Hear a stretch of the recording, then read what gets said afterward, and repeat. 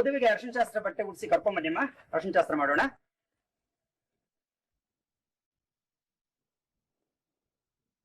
ಅಮ್ಮ ಒಂದ್ ನಿಮಿಷ.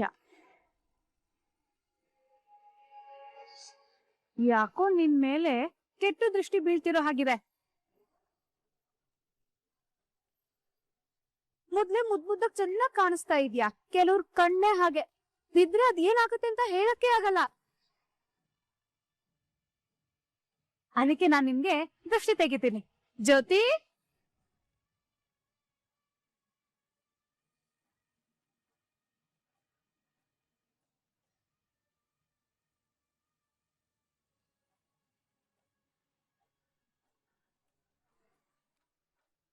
ನಾಯಿ ಕಣ್ಣು, ನರಿ ಕಣ್ಣು, ಗೂಬೆ ಕಣ್ಣು, ಕೋತಿ ಕಣ್ಣು, ಪಕ್ಕದ ಮನೆಯವ್ರ ಕಣ್ಣು, ಎದುರುಗಡೆ ಮನೆಯವ್ರ ಕಣ್ಣು,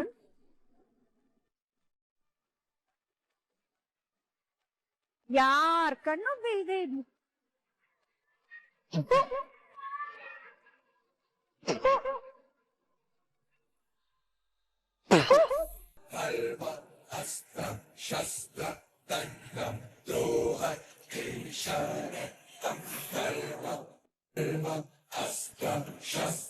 ಇಂದ್ರ, ಸ್ವಲ್ಪ ನೋಡ್ಕೊಂಡು ಎಸೆಯಕ್ಕಾಗಲ್ವಾ ನಿನ್ಗೆ?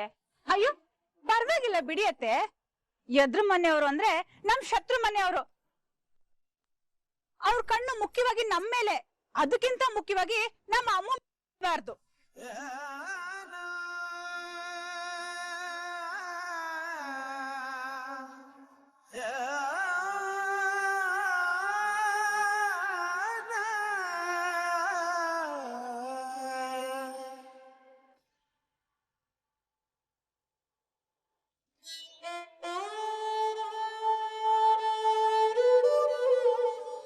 ಅತ್ತೆ, ಆಗ್ಲೇ ಅಷ್ಟು ಸಂಬಂಧದಿಂದ ರೆಡಿ ಆಗಿದ್ದು ಅವ್ರು ನಿಮ್ನ ಕರೀತಾರೆ ಅಂತನಾ?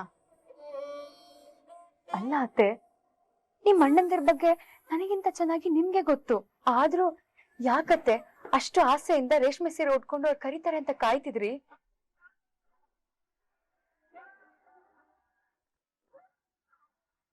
ಅಯ್ಯೋ ಇಲ್ಲ ಮೀನಾ, ನನಗ್ ಗೊತ್ತು. ಇವತ್ ನೋಡ್ರೆ ನಮ್ಮ ಅಣ್ಣಂದ್ರು ನನ್ನನ್ನ ಕರ್ದೇ ಕರೀತಾರೆ. ನಮ್ಮ ಅಣ್ಣಂದ್ರು ಕೋಪಿಷ್ಟ್ರು ಕಣೆ, ಅದಕ್ಕೆ ಅವ್ರು ಕೂಗಾಡ್ತಾರೆ, ಜಗಳ ಆಡ್ತಾರೆ, ಅವೆಲ್ಲ ನಿಜ. ಆದ್ರೆ ಮನ್ಸಿನ ಯಾವ್ದೋ ಅವ್ರಿಗೆ ತಂಗಿ ಅನ್ನೋ ಮಮಕಾರ ಇದ್ದೇ ಇದೆ ಕಣೆ. ಹಾ, ಮತ್ ಯಾಕತ್ತೆ ಆ ಇಂದ್ರ ಅವ್ರು ಅಷ್ಟೆಲ್ಲ ಅವಮಾನ ಮಾಡಿದ್ರು ಅವ್ರು ಯಾಕೇನು ಹೇಳಲಿಲ್ಲ?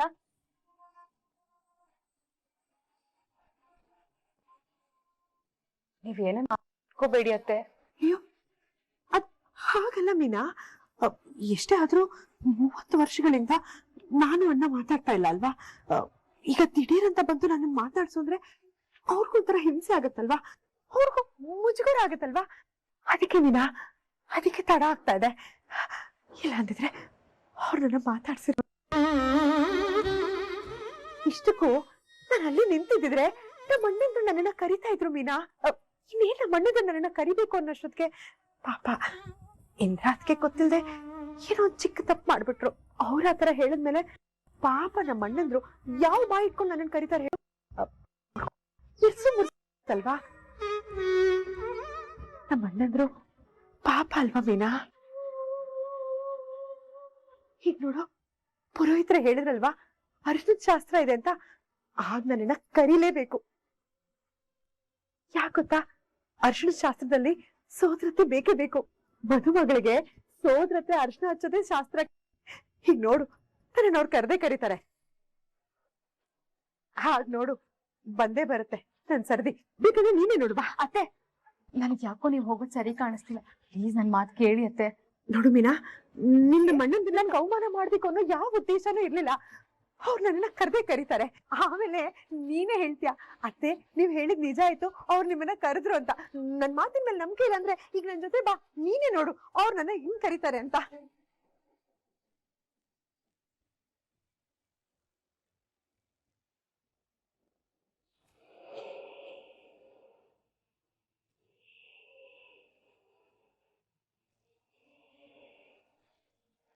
ಅಮ್ಮು, ಈ ಟೈಮಲ್ಲಿ ಫೋನ್ ಬೇಕಾ? ಕೊಡಿಲಿ.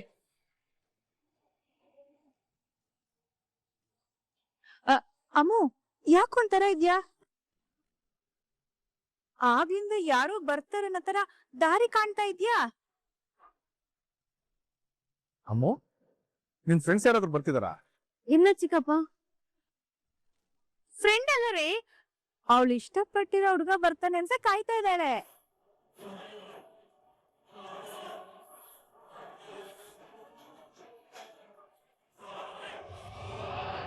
ಅಯ್ಯೋ, ಅಮೂಲ್ಯ ಇಷ್ಟಪಟ್ಟಿರೋ ಹುಡುಗ ಅಂದ್ರೆ ಅವಳು ಮದ್ವೆ ಆಗಿರೋ ಹುಡುಗ ಅಂತ ಹೇಳಕ್ ಬಂದೆ.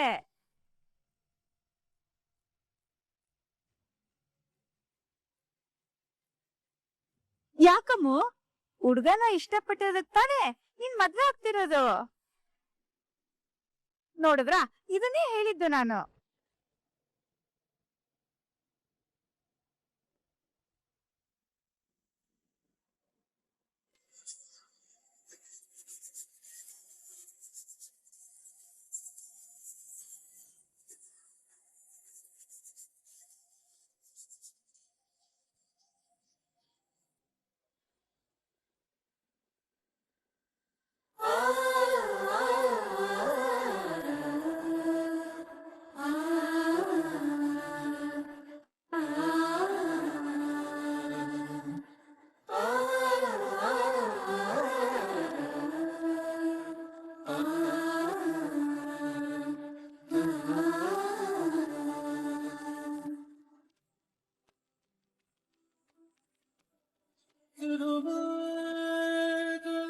ಬನ್ನಿ ಅತ್ತೆ, ಹೋಗೋಣ.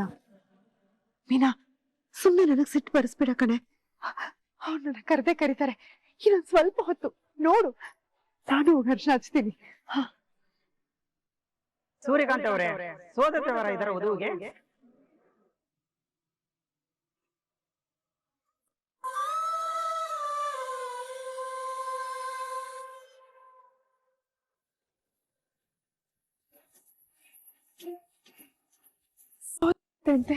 ಅಂದ್ರೆ ನಾನೇ ಮೀನಾ? ಸೋದರತ್ತೆ ಅಂದ್ರೆ ತಂಗಿ.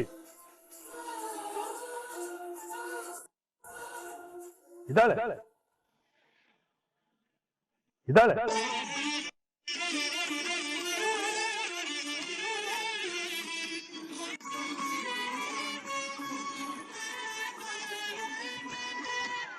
ಆದ್ರೆ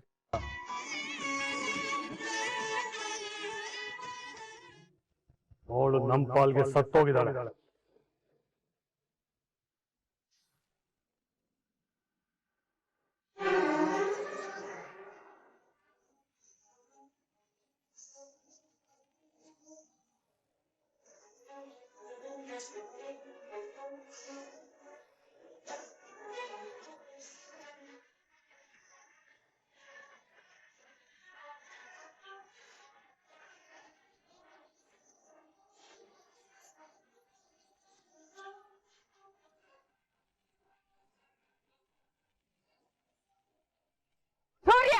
ಅಣ್ಣ ನಿಜಾನೇ ಹೇಳ್ತಿದ್ದಾನಲ್ವಮ್ಮ, ನಮ್ ತಂಗಿ ಬದುಕಿದಿದ್ರೆ ಅವ್ರ ಕೈಲಿ ಶಾಸ್ತ್ರ ಎಲ್ಲ ಮಾಡಿಸ್ತಾ ಇದ್ವಿ. ಆದ್ರೆ ಏನ್ ಮಾಡೋದು, 30 ವರ್ಷದ ಹಿಂದೆನೆ ಸತ್ತೋದ್ಲು.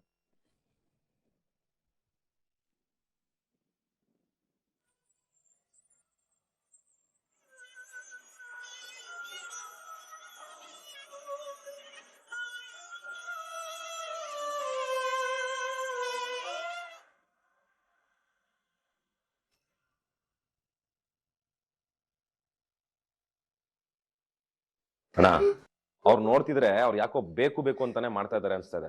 ಇಲ್ಲಿ ಅಪ್ಪ ನೋಡಿದ್ರೆ ಅವ್ರ ಮನೆ ಶುಭ ಕಾರ್ಯ ಹಾಳಾಗದ್ ಬೇಡ ಅಂತ ನಮ್ಮನ್ ಕಟ್ಟಾಕಿ ಅವ್ರು ಮಾಡಿದ್ದೇ ಮಾಡ್ತೀವಿ ಅಂತ ಎಗರಾಡ್ತಾ ಇದಾರೆ. ಅವರು ಅಮ್ಮನ್ನ ನೋಯಿಸ್ಬೇಕು ಅಂತಾನೆ ಡಿಸೈಡ್ ಮಾಡಿರಂಗಿದೆ. ಈಗ್ಲೇ ಚಿಕ್ಕು, ಅಪ್ಪ ಏನ್ ಹೇಳಿದಾರೆ ಅಂತ ಮರ್ತೋದ್ಯಾ? ಅಣ್ಣ, ನಾನು ಕಾಲ್ ಕೇಳ್ಕೊಂಡು ಏನ್ ಜಗಳಕ್ಕೆ ಹೋಗಿಲ್ಲ. ಅಮ್ಮನ್ ತಂಟೆಗೆ ಬಂದಿದ್ದಕ್ಕೆ ಒಂದ್ ವಾರ್ನಿಂಗ್ ಕೊಟ್ಟು ಬರ್ತೀನಿ. ನಿಂತ್ಕೋವಲ್ಲ ಬಾ. ನಿಮ್ಮಪ್ಪನ ಮಾತಿಗೆ ನೀನ್ ಕೊಡೋ ಬೆಲೆ ಇಷ್ಟೇ ಏನೋ? ನನ್ನ ಅಪ್ಪನ ಮಾತಿಗೆ ಎಷ್ಟು ಬೆಲೆ ಕೊಡ್ತೀನೋ ಅಷ್ಟೇ ನಿನ್ ಫೀಲಿಂಗ್ಸ್ಗೂ. ಅದಕ್ಕೆ ನಿನ್ನ ಹರ್ಟ್ ಮಾಡಿರೋರ್ಗೆ ಒಂದ್ ವಾರ್ನಿಂಗ್ ಕೊಟ್ಟು ಬರ್ತೀನಿ. ಬೇಕಾಗಿಲ್ಲ.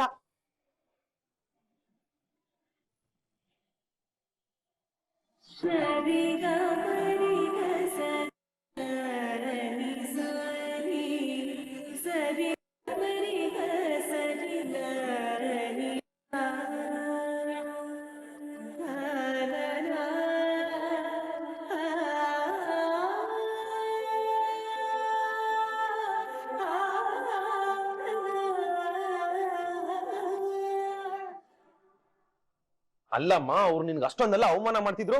ಅವ್ರಾಗ ಅವ್ರೆ ನನಗ್ ಬೇಕು ಅಂತ ಅವಮಾನ ಮಾಡಿಲ್ಲ ವಲ್ಲಭ. ನನಗ್ ಬುದ್ಧಿ ಇಲ್ಲ ನೋಡು, ಅದಕ್ಕೆ ಅವಮಾನ ಆಯ್ತು. ನಾನು ಅತಿಯಾಗ ಆಸೆ ಪಟ್ಟೆ ನೋಡು, ಅದಕ್ಕೆ ನನಗೆ ಶಿಕ್ಷೆ. ಅವ್ರ ವಿರುದ್ಧ ಹೋಗಿ ಮದ್ವೆ ಆಗಿರೋಳ ಮೇಲೆ ಎಷ್ಟು ವರ್ಷ ದ್ವೇಷ ಸಾಧಿಸ್ತಾರೆ? 3 ತಿಂಗಳು, ಹಬ್ಬ ಅಂದ್ರೆ 6 ತಿಂಗಳು. ಆದ್ರೆ 30 ವರ್ಷಗಳಿಂದ ನಾನು ಈ ಸಂಕಟ ಅನುಭವಿಸ್ತಾ ಇದ್ದೀನಿ ಕಣೋ.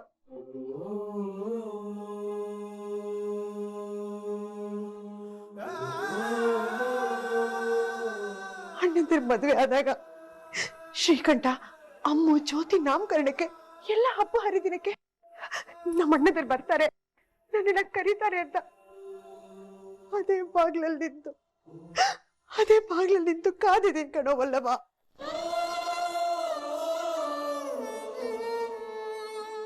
30 ವರ್ಷಗಳ ಹಿಂದೆ ನಡೀದೇ ಇರೋದು ಹೀಗ್ ನಡೆಯುತ್ತೆ ಅನ್ಕೊಂಡಲ್ಲ, ಅದೇ ನಾನು ಮಾಡಿದ ತಪ್ಪು ವಲ್ಲಭ.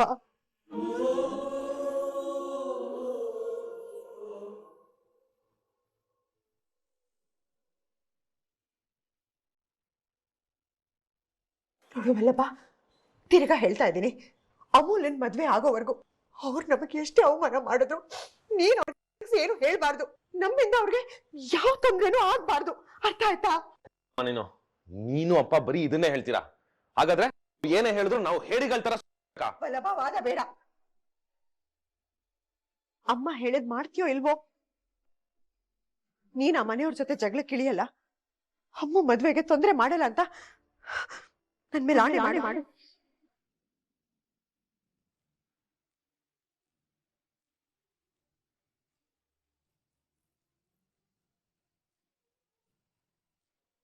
ಆಣೆ ಮಾಡು ಅಂದೆ.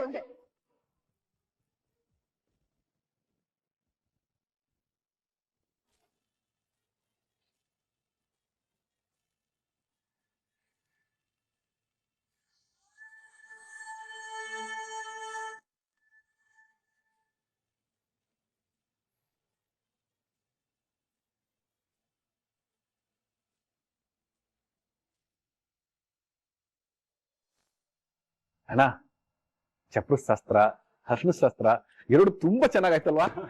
ಹೌದು ಚಂದ್ರು. ಶ್ರೀಕಂಠು ದೊಡ್ಡಪ್ಪ, ಫೋಟೋಗ್ರಾಫರ್ಗೆ ನಾಳೆ ಬೆಳಗ್ಗೆ ಮನೆಗೆ ಬರಕ್ ಹೇಳಿದ್ದೆ ತಾನೆ? ಯಾಕಂದ್ರೆ ಅಮ್ಮು ರೆಡಿ ಆದ ತಕ್ಷಣ ಅಲ್ಲೇ ಒಂದಿಷ್ಟು ಫೋಟೋಸ್ ತೆಗಿಬಹುದು. ದೊಡ್ಡಪ್ಪ ಹೇಳಿದೀನಿ, ಬೆಳಗ್ಗೆ 6 ಗಂಟೆಗೆ ಇರ್ತಾರೆ. ಯಾರು ರೆಡಿ ಆಗ್ತಾರೆ ಎಲ್ಲರೂ ಬೇಬೆ ಫೋಟೋ ತಗೊಂಡ್ಬೇಕು. ನಿನ್ನೆ ನೀವು ನನಗೆ ಹೇಳಿದ್ದೇನು, ಈಗ ಮಾಡ್ತಿರೋದೇನು? ಗಿರಿಜನ್ ಕರಿತೀನಿ ಅಂತ ಹೇಳ್ಬಿಟ್ಟು ಅವಳನ್ನ ಅವಮಾನ ಮಾಡ್ಬಿಟ್ರಲ್ಲ, ಹೆಚ್ಚು ಮಾತಾಡಿ ಕಣ್ಣೀರ್ ಹಾಕಿಸ್ಬಿಟ್ರಲ್ಲ. ಆ ಕಣ್ಣೀರಿನ ಶಾಪ ನಮ್ಮನ್ ಸುಮ್ಮನೆ ಬಿಡುತ್ತಾ? ಕಣ್ಣೀರನ್ನ ನಾವು ಹಾಕಿದೀವಿ. ಆ ಶಾಪದಿಂದಲೇ ಇವತ್ತವಳು ಅನುಭವಿಸ್ತಾ ಇರೋದನ್ನ ಮರಿಬೇಡಮ್ಮ. ಹಾಕ್ರಿಸು, ಗಿರಿಜನ್ ಕರಿತೀನಿ ಅಂತ ನನಗ್ ಮಾತು ಕೊಟ್ಟಿದ್ದೀರಾ. ನೋಡಮ್ಮ, ನಿನ್ನೆ ನೀನು ಮಾತ್ರೆ ತಗೊಳ್ಳೋದು, ಊಟ ಮಾಡೋದು ಅಷ್ಟೇ ಮುಖ್ಯ ಆಗಿತ್ತು ನಮ್ಗೆ. ಅದೊಂದೇ ಕಾರಣಕ್ಕೆ ಆ ಗಿರಿಜನ ಕರಿತೀವಿ ಅನ್ನೋ ನಾಟಕ ಆಡಿದ್ವಿ ಅಷ್ಟೇ.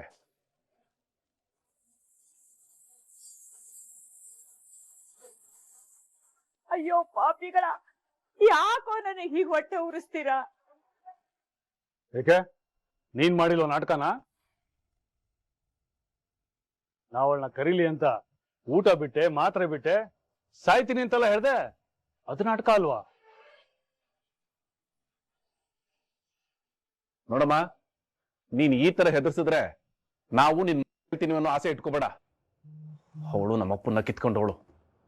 ಅವಳ ಮೇಲೆ ನಮ್ಗೆ ಯಾವ ಕನಿಕರನೂ ಇಲ್ಲ, ಪ್ರೀತಿನೂ ಇಲ್ಲ. ಅಲ್ಲ ಅತ್ತೆ ಮತ್ತೆ ಬೇಜಾರು ಮಾಡ್ಕೊಂಡು ಊಟ ಮಾಡದೆ ಮಾತ್ರೆ ತಗೊಳ್ದೆ ಇದ್ರೆ ಏನ್ ಗತಿ? ನಾವು ನೋಡೋಷ್ಟು ನೋಡ್ತೀವಮ್ಮ. ನೀನ್ ಮತ್ತೆ ಏನಾದ್ರು ಬ್ಲಾಕ್ ಮೇಲ್ ಮಾಡಿದ್ರೆ, ನನಗೆ ಮಾತ್ರೆ ಬೇಡ, ಊಟ ಬೇಡ, ಒಂದ್ ತೊಟ್ಟು ನೀರು ಬೇಡ ಅಂತ ಏನಾದ್ರು ಅಂದ್ರೆ ಅದು ನಿನ್ ಇಷ್ಟ ಅಂತ ನಾವು ಸುಮ್ಮನೆ ಆಗ್ತೀವಿ ಅಷ್ಟೇ.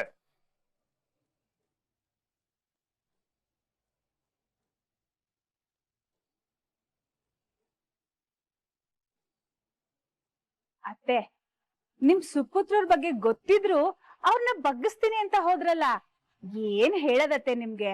ನೀವು ಕಾರ್ಪೆಟ್ ಕೆಂಡೆ ನುಗ್ಗಿದ್ರೆ ಅವರು ಗ್ರಾನೈಟ್ ಕೆಳಗಡೆನೆ ನುಗ್ತಾರೆ.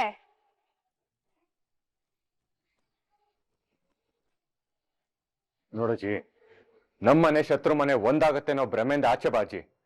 ಅದ್ ನಿನ್ಗೆ ಒಳ್ಳೇದು.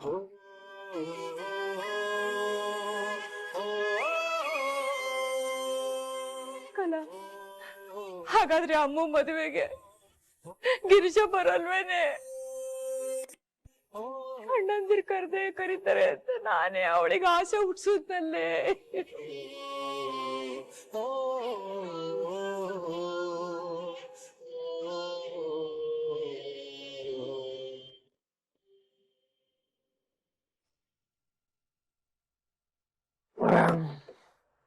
ಏ ಮಗ ಬಂದ್ರ ಕುತ್ಕೊಳ್ಳಿ, ಬೆಳಕಣ ಕುತ್ಕೊಳ್ಳಿ.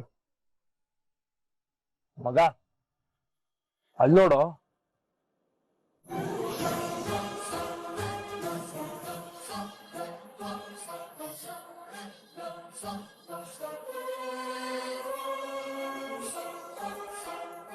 ಅಮ್ಮ ಅಮ್ಮ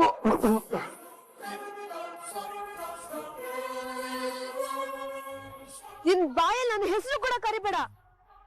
ಏನು ಹೇಳಿದ್ದೆ? ಅಷ್ಟೇ ಶಾಸ್ತ್ರಕ್ಕಿಂತ ಮುಂಚೆ ಅಪ್ಪನ ಹತ್ರ ಬಂದ್ ಮಾತಾಡೋ ಅಂತ ತಾನೆ. ನೀನ್ ಏನಿದೆ ಇಲ್ಲಿ?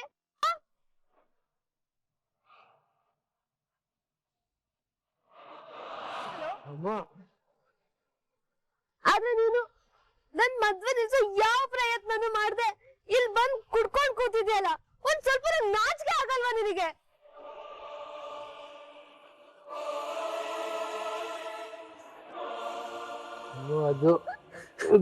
ನಾಳೆ ನನ್ ಮದ್ವೆ ಕಣು. ಅಲ್ಲಿ ನನ್ ತಲೆ ಮೇಲೆ ಅಷ್ಟ ನೀರ್ ಬೀಳುವಾಗ ನಾನು ನೀನು ದೂರ ಆಗ್ತಿದೀವಿ ಅಂತ ಅನ್ಸಿ ನನ್ ಮೈ ನಡಕ್ತಿತ್ತು ಗೊತ್ತಾ? ಅಲ್ಲಿ ಚಪ್ರ ಶಾಸ್ತ್ರ ಆಗ್ತಿದ್ರೆ ಆಕಾಶದ ನನ್ ತಲೆ ಮೇಲೆ ಬಿದ್ದಂಗ ಆಗ್ತಿತ್ತು. ಆದ್ರೂ ನೀನ್ ಈಗ ಬರ್ತೀಯಾ ಆಗ್ ಬರ್ತೀಯ ಅಂತ ಕಾಯ್ತಾನೆ ಇದ್ದೆ ಕಣು. ಆಮೇಲೆ ನೀನ್ ಬರ್ದೇ ಇರೋದ್ ನೋಡಿ, ನನ್ ಫೋನ್ ರಿಸೀವ್ ಮಾಡದೆ ಇರೋದ್ ನೋಡಿ ನಿಂಗೇನೋ ಆಗೋಯ್ತು ಅಂತ ಮನೆಯವ್ರ ತಪ್ಸಿ ಕದ್ದು ಮುಚ್ಚಿ ಬಂದೆ. ಆದ್ರೆ ನೀನು ಇಲ್ ಬಂದ್ ಕೂತಿದ್ಯಲ್ಲೋ.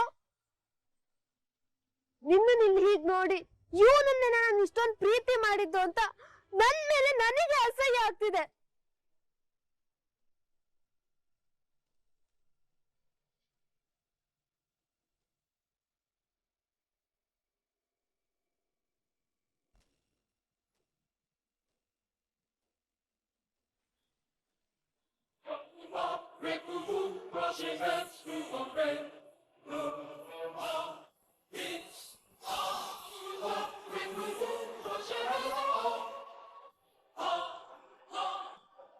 ಇದೇ ಲಾಸ್ಟ್. ಇನ್ ಯಾವತ್ತೂ ನಿನ್ ಮುಖ ನನಗ್ ತೋರ್ಸ್ಬೇಡ. ನಿನ್ನ ಪ್ರೀತಿ ಇವತ್ತಿಗೆ ಮುಗೀತು.